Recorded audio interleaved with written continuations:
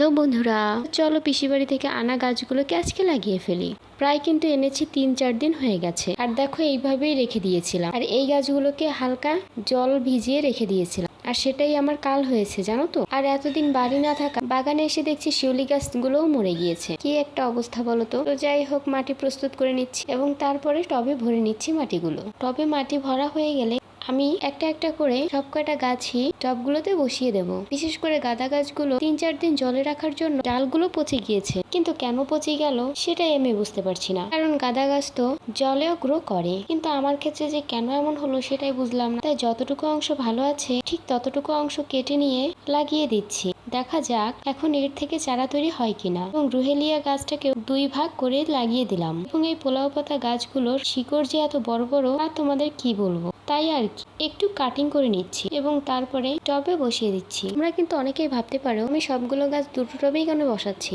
আরে ভাই, সবগুলো টব নষ্ট করে কি হবে। এখান থেকে যখন চারা তৈরি হয়ে যাবে তখন এখান থেকেই না হয় আলাদা জায়গায় প্রতিস্থাপন করে দেবো। বলতে বলতে কিন্তু নয়নতারাগুলোকেও একটা বাটিতে লাগিয়ে দিয়েছি। এবং লাস্ট অফ দ্য মোমেন্ট আশেপাশে কিছু না পাওয়ায় 2টা নারকেল মালায় এই কাটা মুকুট এবং ক্যালাডিয়াম গাছ দুটোকে লাগিয়ে দিলাম। এবং সব গাছ লাগানো হয়ে গেলে দিয়ে দিলাম জল। তো আর কি, ভিডিওটি ভালো লাগলে সাবস্ক্রাইব করো। আজ তবে চলি, সবাই ভালো থেকো, বাই।